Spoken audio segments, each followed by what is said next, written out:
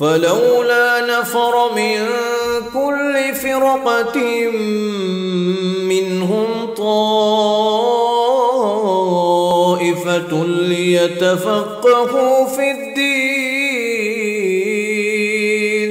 ولينذروا قومهم إذا رجعوا إليهم لعلهم يحذرون۔ کہ جو امر اور نہیں ہے اس کے مخاطب کون کون ہیں اور کون اس کے یعنی مکلف ہیں، بلکہ شریعت کے مکلف ہی کون ہیں اور جو احکام شریعت ہیں اس کے مکلف کون ہیں۔ تو اس میں انہوں نے جو فرمایا تھا کہ اللہ کے خطاب میں ایک تو مومنون داخل ہیں، اس میں تو کوئی اختلاف نہیں ہے، اور جو بھولنے والا ہے الساہی یعنی الناسی، جو بھول جائے کسی بات وہ، اور والصبی اور بچہ، والمجنون اور جو مجنون ہے، غیر داخلین فی الخطاب کہ یہ خطاب میں داخل نہیں ہے۔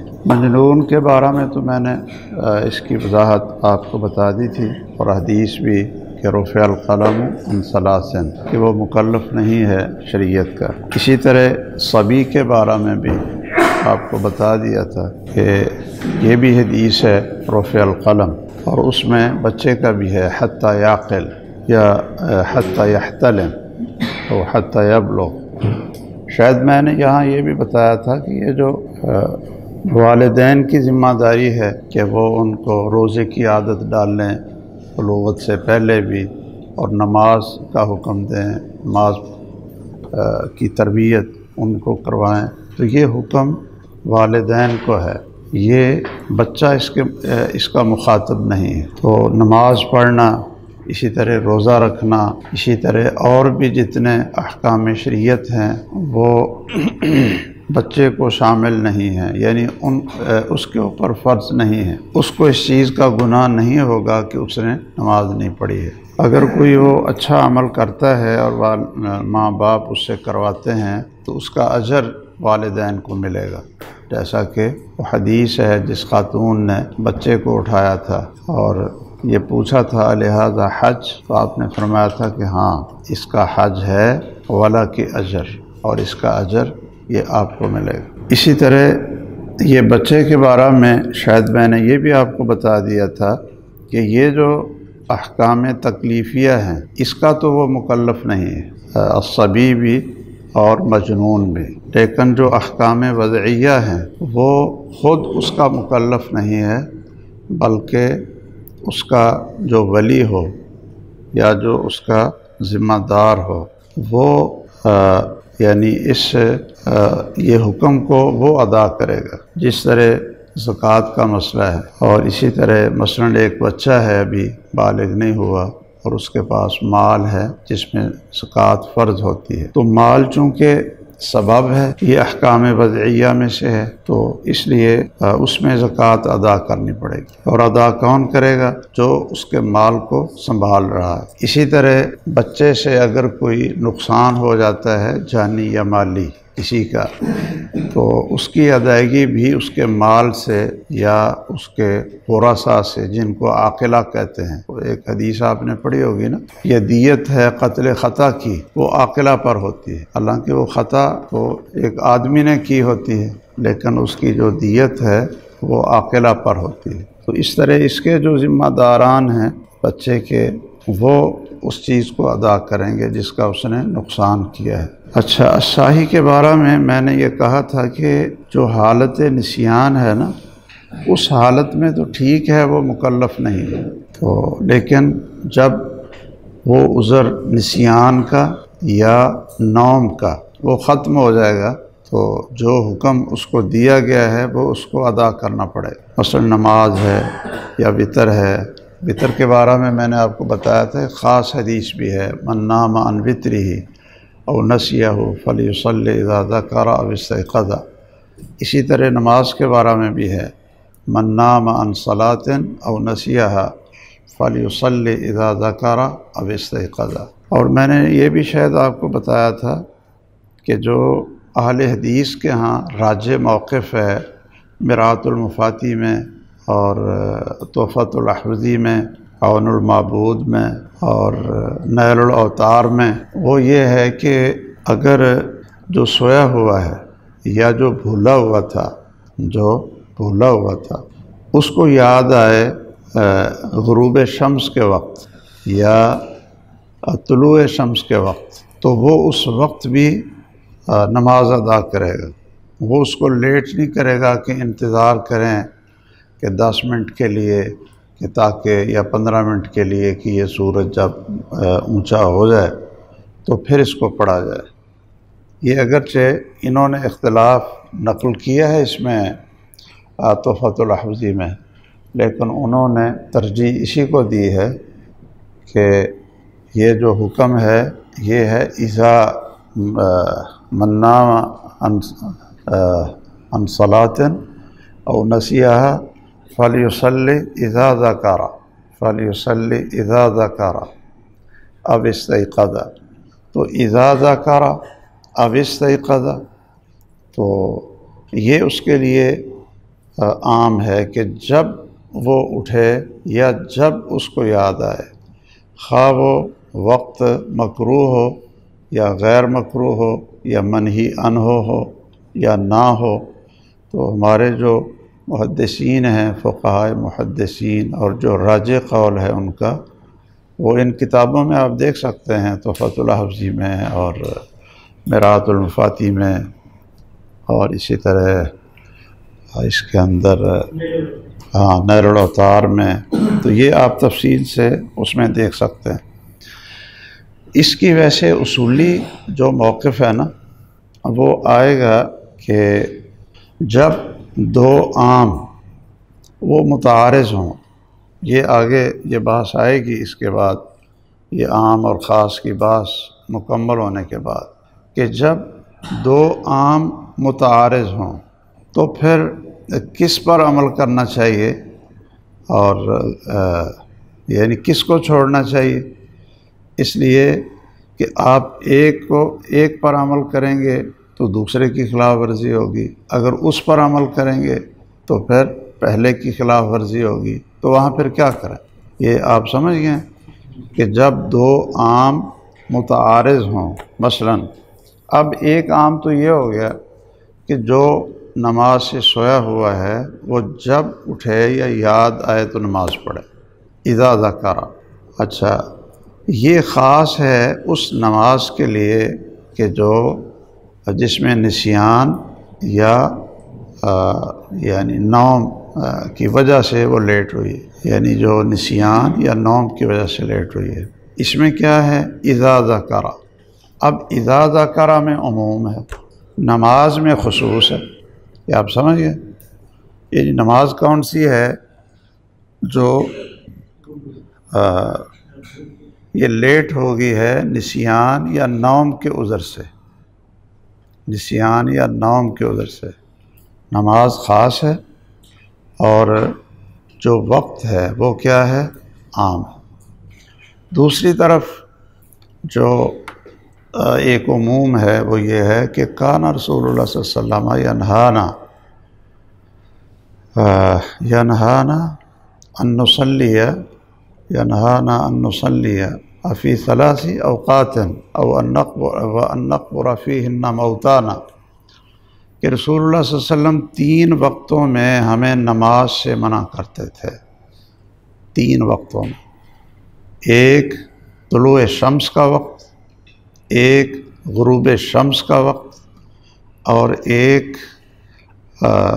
حین یقوم قائم الظہیرہ، حین یقوم قائم الظہیرہ، بالکل جب استواء شمس ہو جائے، یعنی زوال سے پہلے۔ عام طور پر لوگ اس کو زوال کہتے ہیں، لیکن وہ زوال نہیں ہوتا بلکہ زوال سے پہلے۔ جب زوال ہو گیا تو پھر تو نماز یعنی جائز ہوگی نا، جو وقت منہی عنہ ہے وہ تو ختم ہو جائے گا زوال سے، سمجھ گیا نا۔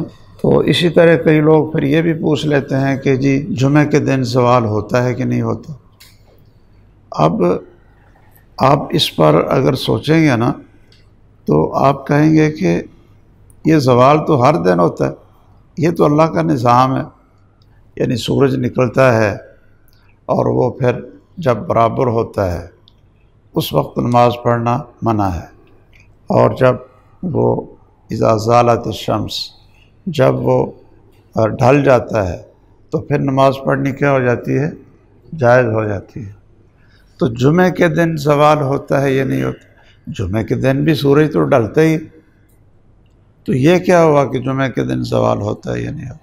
تو اصل میں ان کا مقصد یہ ہوتا ہے کہ جمعے کے دن ہینا ینتصف النہار، جو نماز کا وقت محرم ہے کہ اس میں نماز پڑھنا حرام ہے، مکروہ ہے، مکروہ سے مراد یعنی تحریم ہے، تو اس میں نماز پڑھی جا سکتی ہے کہ نہیں جمعے کے دن؟ یعنی جمعے کے دن بھی دوپہر کے وقت کوئی ایسا وقت ہے کہ جس میں نماز منع ہو جس طرح دوسرے دنوں میں ہے؟ تو اس میں آپ جانتے ہی ہیں کہ جو ہمارا اہل حدیث کا موقف ہے وہ یہی ہے کہ جمعے کے دن زوال تو ہوتا ہے، وہ تو ہر روز ہوتا ہے، وہ تو ایک اللہ کا نظام ہے جس کے اوپر سورج کو جب سے اللہ نے پیدا کیا تو اس نے ایک منٹ سیکنڈ بھی اللہ کے حکم کی خلاف ورزی نہیں کی۔ یعنی جو اللہ کی دوسری مخلوق ہے نا انسان کے علاوہ، تو وہ اتنی اللہ کی مطیع ہے، اتنی اللہ تعالیٰ کی فرما بردار ہے، اور اتنی وہ اللہ تعالیٰ کے نظام پر چل رہی ہے کہ وہ ہزاروں اور لاکھوں سال بھی گزر گئے ہیں تو وہ اسی طرح اس میں کوئی فرق نہیں آیا۔ ایسے ہی ہے نا، جانور ہوں، زندگی ہو، ان کی موت ہو، جس کو آپ یہ کہتے ہیں، کیا کہتے ہیں آپ اس کو؟ آپ اس عبادت کو کیا کہتے ہیں؟ اور اس اسلام کو آپ کیا کہتے ہیں جو پوری مخلوق اللہ تعالیٰ کے لیے مسلم ہے اور اس کو سجدہ کر رہی ہے اور اس کی عبادت کر رہی ہے؟ یہ ہے کونیہ۔ یہ کیا ہے؟ کونیہ۔ تو یہ تکوینی امور جو ہیں، یعنی تکوینی امور جس پر اللہ نے ساری مخلوق کو پیدا کیا ہے، خواہ وہ جن ہیں، انسان ہیں یا دوسری ساری مخلوق ہے، تو تکوینی امور میں وہ سارے کے سارے اللہ کے حکم کے پابند ہیں اور وہ اس حکم کے مطابق ہی چل رہے۔ کیا کافر کے بال سفید نہیں ہوتے وہ جب بوڑھا ہو جاتا؟ کیا وہ بوڑھا نہیں ہوتا؟ کیا وہ بچہ نہیں ہوتا؟ وہ جوان بھی ہوتا ہے، وہ تو اللہ کو مانتا ہی، لیکن جو اللہ کا نظام ہے اس کے تحت ہی وہ چلتا ہے کہ نہیں چلتا؟ اسی طرح مسلمان بھی، اسی طرح جانور بھی۔ یہ لوگ جو اللہ کو نہیں مانتے، یہ اللہ کے نظام کی خلاف ورزی کر کے یہ درختوں سے بچے کیوں نہیں پیدا کر لیتے؟ یعنی درختوں سے یہ بچے نکال لیں۔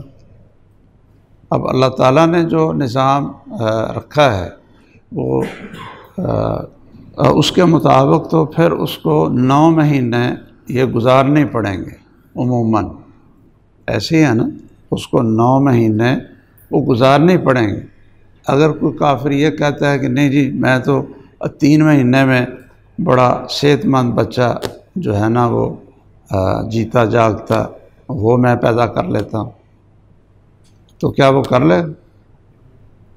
یہ ہیں تکوینی امور، اس کے تو ساری مخلوق اللہ کی پابند ہے۔ تو جمعے کے دن بھی سورج پابند ہے کہ جس طرح باقی دنوں میں چلتا ہے اسی طرح جمعے کے دن میں بھی چلتا ہے۔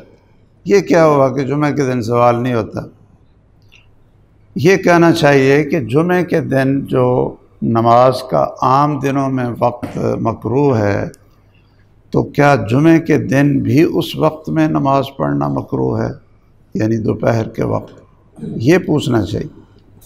تو اس کا جواب آپ کو پتہ ہی ہے کہ زیادہ اگر آپ تفصیل سے دیکھنا چاہتے ہیں، ویسے تو سب کتابوں میں لکھا ہے کہ ہمارے ہاں اس دن وہ نماز کا وقت مکروہ نہیں ہے، اس دن آپ نوافل سنتیں وہ آپ پڑھ سکتے ہیں۔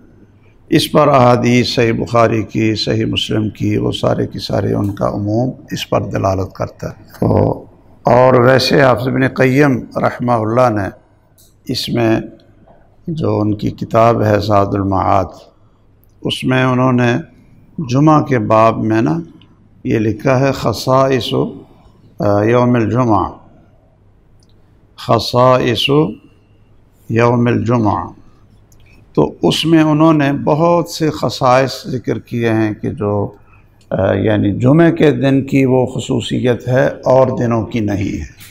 تو بہرحال اچھا، اب یہاں دیکھیں دونوں عموم ایک لحاظ سے وہ متعارض ہیں، تو ہم پھر وہاں کیا کریں جی؟ ایک عام یہ ہے کہ آپ نماز سے سوئے رہے ہیں اگر یا بھول گئے ہیں تو جب اٹھیں اسی وقت آپ نماز پڑھیں، وہ جون سا وقت ہو، نماز خاص ہے اور وقت کیا ہے؟ یہ وقت کے لحاظ سے عموم ہے۔ اچھا، دوسری حدیث ہے کہ رسول اللہ صلی اللہ علیہ وسلم ہمیں 3 وقتوں میں نماز پڑھنے سے روکتے تھے، ایک طلوع شمس اور ایک استواء شمس اور ایک غروب شمس۔ اچھا، وہاں نماز عام ہے، وہاں نماز کیا ہے؟ عام ہے، ان نصلی فیہن، کہ ہم کوئی بھی نماز نہیں اس میں پڑھ سکتے، لیکن وقت کیا ہے؟ خاص ہے، یعنی وقت کیا ہے؟ عند غروب الشمس، عند غروب الشمس۔ اب اگر ایک آدمی اس وقت اٹھا ہے کہ جب غروب شمس ہو رہا تھا، تو اذا ذکر کا جو حکم ہے اس کے تحت اگر وہ عمل کرتا ہے تو اس حدیث کی خلاف ورزی ہوتی ہے کہ غروب شمس کے وقت نماز نہ پڑھو، اور اگر وہ اس حدیث پر عمل کرتا ہے کہ جی میں اس وقت نماز نہیں پڑھتا، تو پھر اذا ذکر کی یا اب استيقظ کی اس کی مخالفت ہوتی ہے، تو کیا کرے؟ یہ آپ سمجھ گئے مثال؟ یعنی اسی طرح طلوع شمس میں کہہ لیں آپ کہ 2 حکم یہ متعارض ہو جائیں گے کہ فجر کے بعد نماز پڑھنے سے روکا ہے، یعنی بلکہ یہ کہا نا لا صلاۃ بعد صلاۃ الفجر الا ان تطلع الشمس، کہ اس کے بعد نماز منع ہے۔ اب ایک آدمی اٹھا ہے، اس نے وتر پڑھنے تھے تو فجر کی نماز کھڑی، تو وہ ظاہر ہے کہ وہ تو فرض ہی پڑھے گا، ساتھ شامل ہو جائے، تو اب کیا اس کے بعد وہ پھر وتر کب پڑھے گا؟ اب وہ حدیث کہتی ہے من نام عن وترہ او نسیہ فلیصلی اذا ذکر او استيقظ، کہ وہ جب اٹھے پڑھے۔ اب وہ جب اٹھا تھا تو فرض کی نماز کھڑی تھی، اب جو اس کو وقت ملا ہے وہ کیا ملا ہے کہ وہ یہ نماز کے بعد پڑھے گا کہ نہیں پڑھے گا، یا سورج نکل رہا ہے اس وقت وہ اٹھا ہے اور ابھی اس نے وتر پڑھنے تھے، تو وہ کیا کرے گا؟ اسی طرح آپ کوئی بھی اور بھی کئی جگہ پر اسی طرح امام شوکانی رحمہ اللہ نے یہ بھی اس کی مثال دی ہے کہ مثلاً اذا دخل احدکم المسجد، کہ جب کوئی مسجد میں داخل ہو تو وہ نماز پڑھے، 2 رکعت پڑھے اذا دخل۔ اچھا، اس میں جو وقت ہے وہ عام ہے، یہ وقت کے لحاظ سے یہ کیا ہے؟ عام ہے۔ نماز کے لحاظ سے یہ کیا ہے؟ خاص ہے کہ تحیۃ المسجد، ٹھیک ہے نا؟ اچھا، جو دوسرا عموم ہے وہ کیا کہ لا صلاۃ بعد صلاۃ العصر حتیٰ تغرب الشمس ولا صلاۃ بعد صلاۃ الفجر حتیٰ تطلع الشمس، یہ حدیث کو لے لیں، یا وہ جو حدیث ہے 3 ساعات، آپ اس کو لے لیں۔ اب ایک آدمی فجر کی نماز پڑھ کر کہیں گیا تھا یا اس نے گھر میں پڑھی، اس کے بعد پھر وہ مسجد میں گیا، اب وہ کیا کرے؟ اگر وہ اذا داخلہ کے اوپر عمل کرے گا تو لا صلاۃ بعد الفجر حتیٰ تطلع الشمس، اس کی خلاف ورزی ہو جائے گی، اور اگر وہ اس پر عمل کرے گا کہ نہیں پڑھے گا تو پھر اذا دخل فلیصلی رکعتین قبل ان یجلس، پھر اس حکم کی خلاف ورزی ہو جائے گی تو وہ کیا کرے؟ اس طرح بہت سی مثالیں ہیں کہ جب عموم متعارض ہوں. حنفیوں کے ہاں تو اس کا بڑا آسان سا ہے یعنی حل. وہ کہتے ہیں کہ اگر ایک طرف عموم ظنی ہو اور دوسرا عموم وہ قطعی ہو تو ہم قطعی پر عمل کریں گے اور ظنی کی تخصیص کر دیں گے. یعنی قطعی کی تخصیص چونکہ ظنی سے کر نہیں سکتے، اس لیے ظنی کی تخصیص کر دیں گے قطعی کے ساتھ. یعنی وہ اس طرح کر دیں گے کہ یہ جو احادیث ہیں کہ اوقات مکروہہ میں نماز نہ پڑھو، یہ عموم بھی ہے اور یہ کثرت سے احادیث ہیں، یہ تواتر کے ساتھ ہیں.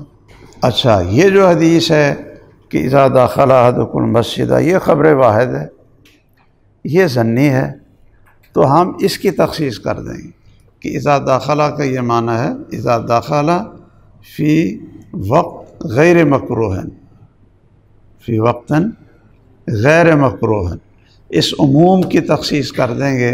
یہ تو بڑا ان کا آسان سا قاعدہ ہے. اور شیخ الاسلام نے اس بات کو ترجیح دی ہے، شیخ الاسلام ابن تیمیہ اور اس طرح امام ابن قیم، انہوں نے بہت سی مثالیں دی اور تقریباً وہ میں آپ کو لکھاؤں گا 6 یا 7 مثالیں بنتی ہیں. 6 مثالیں تقریباً بنتی ہیں. تو 7ویں میں جو ہے نا وہ آپ مہربانی کر لیں. 6 مثالیں ہیں کہ جہاں رسول اللہ صلی اللہ علیہ وسلم نے اس عموم کو کہ لا صلاۃ بعد العصر حتی تغرب الشمس یا لا صلاۃ بعد الفجر الا ان تطلع الشمس، آپ نے اس کی تخصیص کی ہے. خود رسول اللہ صلی اللہ علیہ وسلم نے اس کی تخصیص کی ہے. کیسے تخصیص کی ہے؟ یہ جو صلاۃ طواف ہے، کیا یہ آپ عصر کے بعد کر سکتے ہیں؟ یعنی طواف کر سکتے ہیں؟ اور 2 رکعتیں جو طواف کی ہوتی ہیں یہ پڑھ سکتے ہیں یا نہیں؟ عصر کے بعد یا فجر کی نماز کے بعد؟ کیا ہے؟ اچھا، پڑھ سکتے ہیں. دلیل کیا ہے؟ لا تمنعوا احدا طاف بهذا البيت وصلى أية ساعة شاء من ليل او نهار.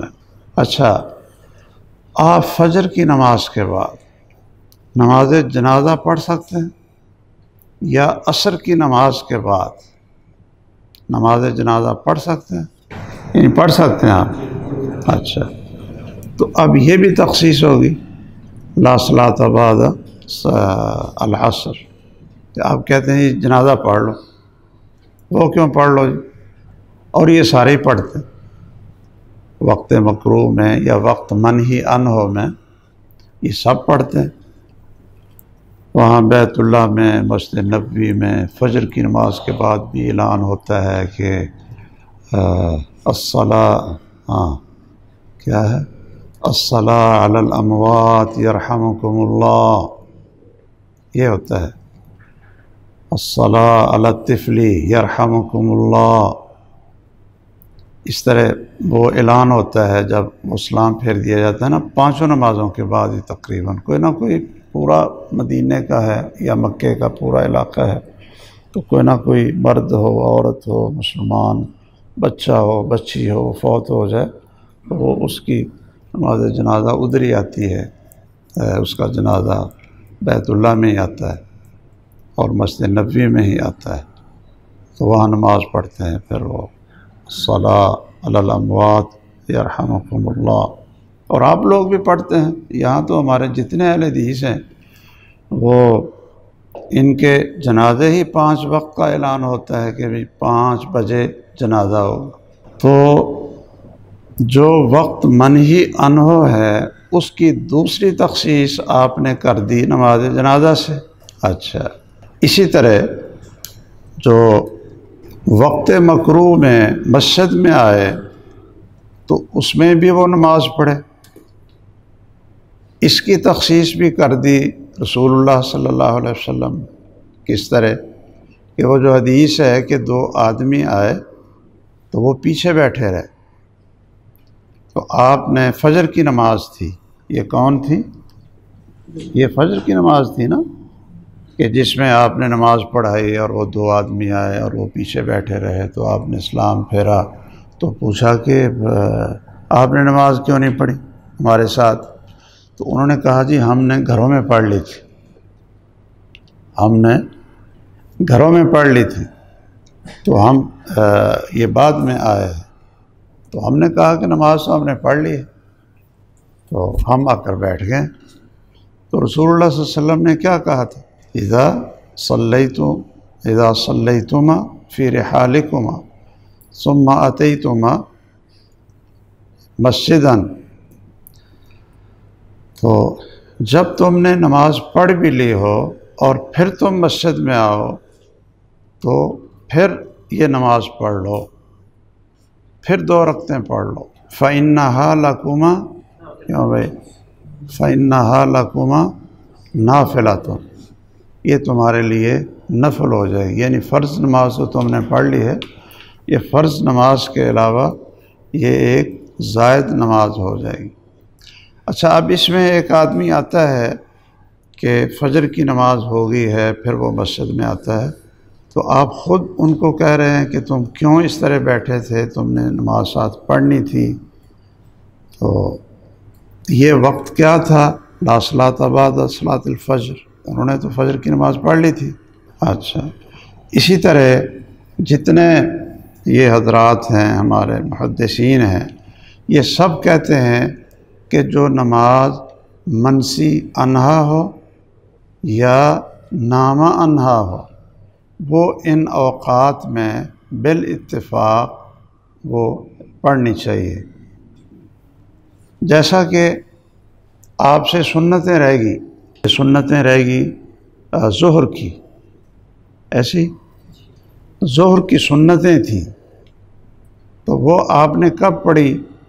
عصر کی نماز کے بعد، عصر کی نماز کے بعد۔ اور ادھر حکم کیا تھا؟ لا صلاۃ بعد العصر الا ان تغرب الشمس۔ اب وہ عموم ہے، اس کی آپ نے یہ جو ہے نا یہ اپنا کی ہے، یعنی اس کا استثناء کیا ہے۔ اسی لیے جو راجح قول ہے محدثین، جس کو ترجیح دیتے ہیں ہمارے اہل حدیث حضرات، وہ کہتے ہیں کہ جو وقت مکروہ ہے، منہی عنہ ہے، اس وقت بھی اگر کوئی اٹھتا ہے عند غروب الشمس یا عند طلوع الشمس، تو وہ اس نماز کو پڑھے گا، اس لیے کہ وہ اس سے سویا رہا تھا۔ اگر عصر کے بعد کوئی اٹھتا ہے، یعنی عصر کی نماز اس نے پڑھی اور ظہر کی نماز اس کی رہ گئی تھی، وہ سویا رہا تھا، وہ کیا تھا؟ سویا رہا، تو جب اٹھا تو عصر کی نماز کھڑی تھی، تو وہ کون سی نماز پڑھے گا؟ یعنی ایک آدمی سویا رہا تھا، اس کو اٹھا نہیں یا کسی نے اٹھایا نہیں اس کو، جب اٹھا تو عصر کی نماز کھڑی ہے، تو کون سی نماز پڑھے گا؟ اسی طرح وہ نماز جو آپ شروع کر چکے ہوں، وہ نماز جو آپ شروع کر چکے ہوں اور وقت مکروہ اس پہ داخل ہو جائے، مثلاً آپ نے عصر کی نماز شروع کر لی، 1 رکعت پڑھ لی تو سورج غروب ہو رہا ہے، باقی 3 رکعتیں آپ نے کب پڑھی؟ عند غروب الشمس، اور وہ منع تھا، وہ کیا تھا؟ منع تھا۔ تو یہاں ہمارے جو اہل حدیث کا فتویٰ ہے وہ کیا ہے کہ اس کی 4 رکعتیں صحیح۔ اسی طرح فجر کی نماز ہے، وہ آپ نے 1 رکعت پڑھ لی کہ سورج یعنی طلوع ہونے سے پہلے، اور دوسری رکعت میں سورج طلوع ہو گیا، دوسری رکعت میں وہ عند طلوع الشمس وہ اس میں آ گئی، تو کیا اس کی نماز ہوگی یا نہیں آپ حضرات کے نزدیک؟ اچھا، ہو گئی۔ احناف اس میں فرق کرتے ہیں، آپ کو پتہ ہے نا، وہ کہتے ہیں کہ غروب شمس والی نماز وہ تو ٹھیک ہے، 1 رکعت پڑھیں گے اور 3 میں وہ سورج غروب ہو گیا، وہ وقت مکروہ میں چلی گئیں تو وہ نماز صحیح ہے۔ لیکن اگر فجر کی نماز میں آپ نے 1 رکعت طلوع شمس سے پہلے پڑھ لی ہے اور دوسری رکعت طلوع شمس میں پڑھی ہے تو یہ ساری نماز کیا ہے؟ یہ باطل ہے۔ یہ ساری نماز کیا ہے؟ یہ باطل ہے۔ اب وہ اس طرح کیوں کرتے ہیں؟ افتؤمنون ببعض الکتاب ہاں جی وتکفرون ببعض۔ حدیث تو ایک ہی ہے کہ من ادرک رکعۃ من صلاة الفجر قبل ان تطلع الشمس فقد ادرک الصلاة ومن ادرک رکعۃ من صلاة العصر قبل ان تغرب الشمس فقد ادرک الصلاة۔ تو دونوں میں تو رسول اللہ صلی اللہ علیہ وسلم نے کہا ہے ادرک الصلاة، تو یہ حضرات پھر فرق کیوں کرتے ہیں کہ جی شام کی یہ عصر کی تو ٹھیک ہے وہ ادرک الصلاة ہو جائے گا، لیکن فجر میں جو ادرک الصلاة ہے وہ نہیں صحیح ہے، وہ نماز باطل ہے۔ کیوں بھائی؟ اس لیے تحاوی نے نہ تحاوی نہیں، یہ جو ہے یہ نصب الرایہ والا زیلعی، یہ جب مسئلہ آیا ہے اس میں تو وہ کہتا ہے ھذا الحدیث مشکل علی مذہب امامنا علی مذہب ابی حنیفہ۔ یہ حدیث جو ہے نا اس کا جواب بڑا مشکل ہے کہ یہ ہمارے مذہب کے مطابق اس کا کیا جواب دیں گے، لیکن انہوں نے تو جواب دینا ہی ہوتا ہے کیونکہ ان کا مقصد حدیث کو لینا نہیں ہوتا بلکہ حدیث کا جواب دینا ہی ہوتا ہے، اور اصل دین جو ہے اور اصل چیز جو ان کے اوپر واجب ہے وہ تو تقلید شخصی ہے، اور وہ امام صاحب کا قول ہے جس کی تقلید کرنی، اور اس کا انہوں نے بہت سی جگہوں پر اقرار بھی کیا ہے جی الحق والانصاف ان مذہب الشافعی کیا ہے ان الحدیث یؤید مذہب الشافعی یا ما ذهب الیہ الشافعی ولكن نحن مقلدون لأبي حنیفة فیجب علینا تقلید امامنا۔ تو اصل تو ان کا مقصد یہ ہوتا ہے، تو اس کا وہ پتہ کیا جواب دیتے ہیں؟ دیکھیے، ایک رائے سے حدیث کو رد کرنا صرف ایک یعنی قیاس بنا کر، وہ کہتے ہیں جی اصل میں جو فجر کی جو عصر کی نماز شروع کی تھی 1 رکعت آپ نے غروب شمس سے پہلے پڑھی تو وہ بھی وقت مکروہ تھا۔ وہ بھی کون سا تھا؟ وقت مکروہ تھا۔ رسول اللہ صلی اللہ علیہ وسلم نے فرمایا ہے نا کہ جب تک سورج بیضاء ہو تو آپ نماز پڑھتے رہو، اور جب سورج صفرا ہو جائے تو پھر یہ وقت مکروہ ہے۔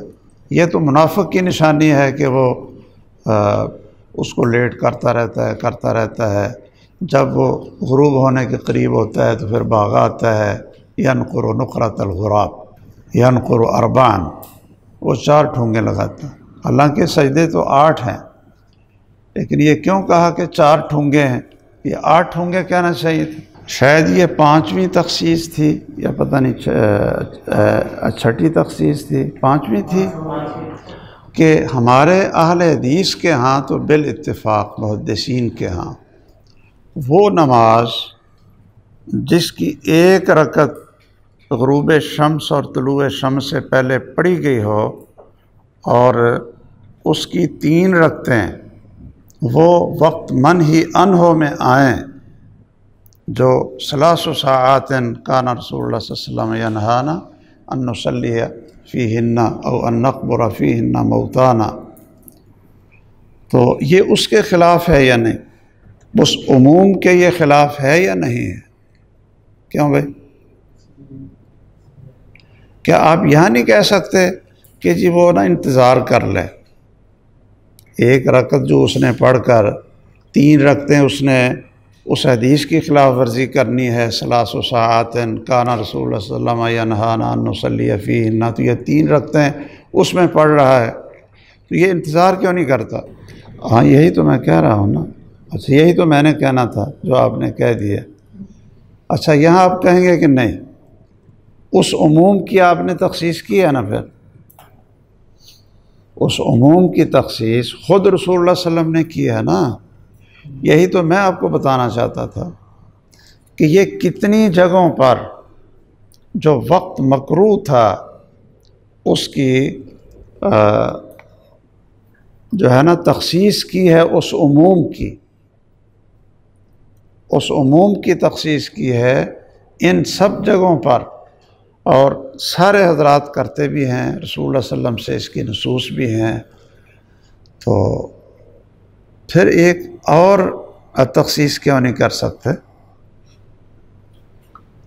کیا جس عموم کی 5-6 تخصیصات ہو جائیں، اس عموم کی ایک اور تخصیص کر لینا یہ آسان ہے، یا جس عموم کی تخصیص ثابت ہی نہ ہو تو اس کی تخصیص آپ کریں دوسرے کے ساتھ، یہ زیادہ اولا اور زیادہ یعنی کمزور ہے؟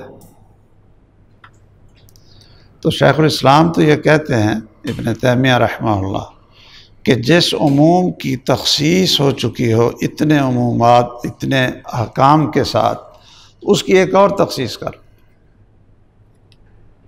یعنی جب خود رسول اللہ صلی اللہ علیہ وسلم نے تخصیصات کی ہیں اس عموم کی، یہ دوسرے عمومات کو ہی سامنے رکھ کر، تو آپ بھی اس عموم کو سامنے رکھ کر اس کی تخصیص کر لیں، اور جس کی تخصیص ہوئی ہی نہ ہو تو آپ اس کی تخصیص کیسے کریں؟ تو یہ خیر آگے اس کا ایک ہے وہ یعنی قاعدہ وہ آئے گا، جو صاحی ہے ناسی تو وہ جب اٹھے گا وہ یعنی وطر ہو یا فرض کی نماز ہو، بلکہ ایک وہ حدیث آپ نے پڑھی ہوگی سنن نسائی میں کہ فجر کی اذان ہو چکی تھی اور کوفے میں عبداللہ بن مسعود امام تھے رضی اللہ تعالیٰ عنہ، تو وہ لیٹ ہو گئے، تو لوگوں نے پوچھا کہ آپ لیٹ ہو گئے؟ تو وہ کہنے لگے کہ میرا اصل میں وطر رہ گیا تھا، تو میں نے وطر پڑھا، پھر میں نے 2 رکعتیں پڑھی، پھر میں نے نماز پڑھائی۔ یعنی یہ ایک صحابی کا عمل بھی ہمیں مل گیا کہ جب آپ وطروں سے اٹھیں وہی آپ کا وقت ہے، آپ پڑھیں ان۔ اور ہمارے یہ جو حضرات ہیں فتویٰ دیتے ہیں کئی آپ کے شیوخ الحدیث، وہ کہتے ہیں جی بس جب فجر کی اذان ہو جائے نا وطر ختم ہو، یعنی وطر ختم ہو گئی، اب کیا کریں پھر اس کا ازالہ؟ وہ کہتے ہیں اس کا اگر آپ نے ازالہ کرنا ہے تو پھر سورج نکلنے کے بعد کتنی رکعتیں پڑھیں؟ 12 رکعتیں پڑھیں، ایسی۔ تو کہتے ہیں کہ وطر نہیں پڑھ سکتے، وطر کی کوئی قضا نہیں، وطر کی کوئی قضا نہیں ہے جب اذان ہو جائے فجر کی۔ اچھا جی، دوسرا والکفار مخاطبون بفروع الشرائع، کہ جو کفار ہیں وہ بھی مخاطب ہیں فروع شرائع کے۔ اس میں کوئی اختلاف نہیں ہے کہ کفار مخاطب ہیں کلمہ توحید کے، اسلام میں داخل ہونے کے وہ مخاطب ہیں، اس میں کوئی اختلاف نہیں۔ اختلاف اس میں ہے کہ جو دوسرے احکام ہیں کلمہ کے علاوہ، نماز ہے، روزہ ہے، زکوٰۃ ہے جی، اسی طرح حلال حرام جو دوسری چیزیں ہیں ان کے وہ مخاطب اور مکلف ہیں یا نہیں؟ بعض حضرات کہتے ہیں کہ جی وہ ان کے مکلف نہیں ہیں، اس لیے کہ وہ چونکہ اگر نماز کے مکلف ہیں تو وہ نماز پڑھیں گے، تو ایک کافر نماز پڑھتا ہے تو اس کی نماز ہو جائے گی، یا وہ زکوٰۃ دیتا ہے تو کیا اس کی زکوٰۃ ادا ہوگی اور اس کو یہ صدقے کا اجر ملے گا؟ آپ کہتے ہیں نہیں ملے گا۔ وہ حج پہ جا سکتا ہے؟ نہیں جا سکتا۔ تو جب آپ کہتے ہیں کہ وہ کوئی کام ادا کر نہیں سکتا تو پھر وہ مکلف کیسے؟ آپ اس کو مخاطب یا مکلف کیسے بناتے ہیں؟ یہ سب سے بڑی ان حضرات کی دلیل ہے۔ کفار یہ کلمہ طیبہ کے علاوہ یا کلمہ شہادت کہہ لیں، کلمہ طیبہ بھی کہہ لیں، کلمہ شہادت بھی کہہ لیں، ایک ہی بات ہے، اشہد ان لا الہ الا اللہ، اس کے علاوہ باقی چیزوں کے وہ مخاطب ہیں یا نہیں ہیں تو اس میں اختلاف ہے۔ کچھ کہتے ہیں کہ نہیں ہیں، اس لیے کہ وہ اگر ادا کریں گے تو آپ کہیں گے جی اس کی نماز ہی نہیں، آپ اس کو صف میں ہی نہیں کھڑا ہونے دیں۔ کوئی اگر عیسائی آتا ہے آپ کی مسجد میں نماز پڑھنے کے لیے، کوئی یہودی آتا ہے ہاں جی، یا ہندو آتا ہے اور وہ صف میں آ کر کھڑا ہو کہتا ہے جی میں نماز پڑھنی ہے، تو آپ کہیں گے آپ تو ہماری صف توڑتے ہیں،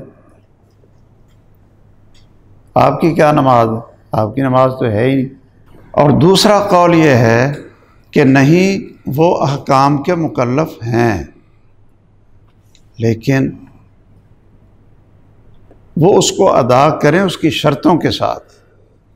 یہ جس طرح ایک آدمی کی جنابت کی حالت ہے، جنبی ہے اور نماز کا وقت ہو گیا تو کیا اس پر نماز فرض ہے یا نہیں؟ اسی طرح کوئی اگر جنبی ہے تو نماز کا وقت ہو گیا ہے تو اس پر نماز کیا ہے؟ اس پر بھی فرض ہے، اگرچہ وہ ویسے ہی پڑھے گا تو اس کی نماز نہیں ہوگی، تو یعنی فرض ہے اور وہ ادا کرے بشروطہا و بارکانہا۔ اسی طرح جو غیر مسلم ہے جب بھی نماز کا وقت آتا ہے تو اس پر نماز پڑھنا بھی فرض ہے، اس پر نماز پڑھنا بھی فرض ہے۔ ہاں یہ آپ کہیں جی کہ وہ اگر پڑھے گا تو نہیں ہوگی، تو بھئی اس پر فرض ہے بشروطہا و بارکانہا۔ تو نماز کی شرطوں میں سے ایک شرط یہ بھی ہے اس کی یعنی ادا اور صحت کے لیے کہ وہ کیا ہو؟ مسلمان ہو۔ یہ آپ لکھ لیں۔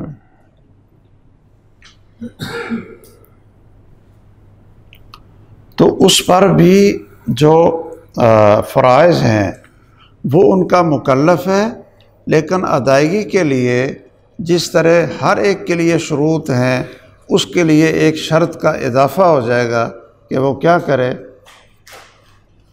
ہاں جی، یہ ادائیگی کے لیے تو یہ شرط ہے نا بھائی، ادائیگی کے لیے۔ اچھا، اس کے دلائل کیا ہیں؟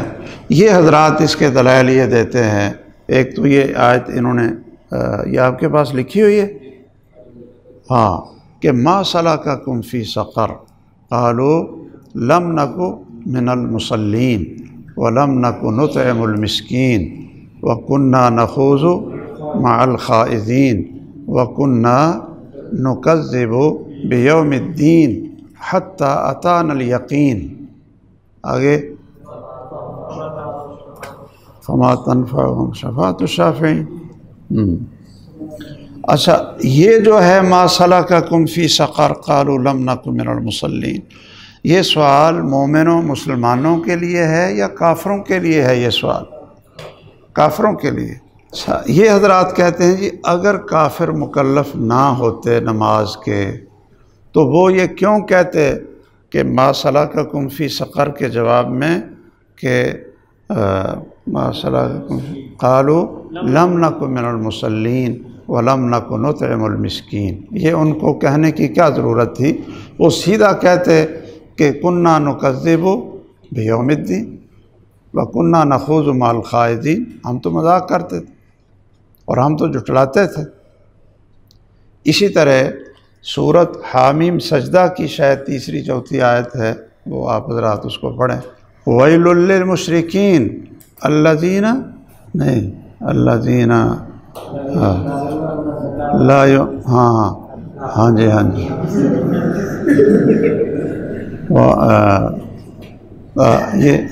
یہ پڑھیں بھی، یہ آیت پڑھیں۔ ہاں، کہ ہلاکت ہے مشرکین کو، یہ مشرکین کا لفظ ہے یہاں، کیوں بھائی؟ ہاں ٹھیک ہے، شاباش۔ تو مشرکین کے لیے ہلاکت ہے کہ جو زکوٰۃ نہیں دیتے اور وہم بالآخرت لہا کافرون، ہاں وہم بالآخرت ہم کافرون، اور وہ آخرت کو بھی نہیں مانتے۔ اب آخرت کو نہیں مانتے تو وہ کیا ہیں؟ کافر ہیں۔ اور کافروں کو یہ کہا جا رہا ہے کہ وہ لا یؤتون الزکاۃ، وہ زکوٰۃ نہیں دیتے، صحیح ہے نا؟ تو اس سے کیا پتہ چلا کہ انہوں نے زکوٰۃ ان پر ضروری تھی، وہ مخاطب تھے آتوا زکاۃ کے، اور انہوں نے زکوٰۃ نہیں دی۔ تو پتہ چلا کہ جو کفار ہیں وہ احکام شریعت کے مکلف ہیں۔ ایک اور جگہ پڑھ لیں کہ جو سورۃ الحاقہ میں ہے کہ وَأَمَّا مَنْ أُوتِيَ كِتَابَهُ بِشِمَالِهِ فَيَقُولُ يَا لَيْتَنِي لَمْ أُوتَ كِتَابِيَهْ وَلَمْ أَدْرِ مَا حِسَابِيَهْ يَا لَيْتَهَا كَانَتِ الْقَاضِيَةَ مَا أَغْنَى عَنِّي مَالِيَهْ هَلَكَ عَنِّي سُلْطَانِيَهْ خُذُوهُ فَغُلُّوهُ ثُمَّ الْجَحِيمَ صَلُّوهُ ثُمَّ فِي سِلْسِلَةٍ ذَرْعُهَا 70 ذِرَاعًا فَاسْلُكُوهُ آگے إِنَّهُ كَانَ لا يؤمن باللہ العظیم ولا يحض على طعام المسکین۔ جب یہ کہہ دیا کہ انہ کان لا یؤمن باللہ العظیم تو یہی کافی تھا، اس کی کیا ضرورت تھی؟ ولا يحض على طعام المسکین فلیس له اليوم ہاہنا حمیم ولا طعام الا من غسلین لا یاکلہ الا الخاطئون۔ تو یہ کتنی آیتیں آپ کے پاس ہوگی بھائی؟ ایک تو ما سلککم، ایک الذین لا یؤتون الزکاۃ، اور ایک ولا انہ کان لا یؤمن باللہ العظیم۔ ہاں جی وہ تو بتا دی ہے آپ۔ تو اور بھی اس طرح کے آپ کو دلائل مل سکتے ہیں، لیکن یہ آپ اپنے ذہن میں رکھیں۔ تو اچھا ایک تیسرا قول بھی ہے، وہ کہتے ہیں کہ اوامر کے مکلف نہیں ہیں، نواہی کے مکلف ہیں، کہ وہ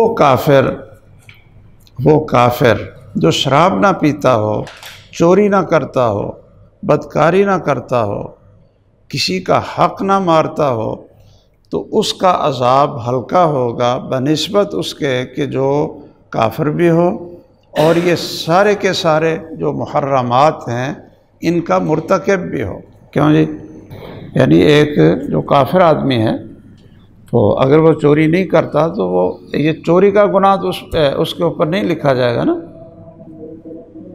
اور ایک کافر چوری کرتا ہے، وہ کافر بھی ہے اور ساتھ اس کے اوپر دوسرا گناہ کیا ہے؟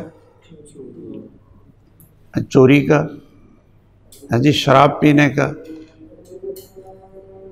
تو وہ کہتے ہیں جی یہ نا منہیات کے یہ مکلف ہیں اور مامورات کے مکلف نہیں ہیں، کیونکہ مامورات کو اگر یہ ادا کریں گے تو وہ ادا ہی نہیں ہوں گے، تو پھر یہ مکلف کس لیے ہیں؟ تو یہ قول بھی کوئی اگرچہ شوکانی نے لکھا ہے اس میں، جو ان کی کتاب ہے اصول الفقہ کی، کیا نام ہے، ارشاد الفحول میں، کہ یہ قول یعنی اس پر توجہ کرنی چاہیے، یہ ایک اچھا قول ہے، اگرچہ انہوں نے ترجیح اسی کو دی ہے، یہ بعض اصولیوں نے اس کو ترجیح دی ہے۔ تو بہرحال جو راجح قول معلوم ہوتا ہے، آپ ان کی تفصیل بھی دیکھ لیں، شیخ شنقیطی نے اضواء البیان میں بھی، اور ان کی جو کتاب ہے المسودہ فی اصول الفقہ اس میں بھی دلائل دیے ہیں، اور شیخ محمد بن صالح العثیمین رحمہم اللہ ان کی یہ جو نظم کی شرح ہے اس میں بھی آپ دیکھ لیں، انہوں نے بھی یہ دلائل دیے ہیں، اور یہی انہوں نے بھی اسی کو راجح قرار دیا ہے کہ وہ احکام شریعت کا مکلف ہے۔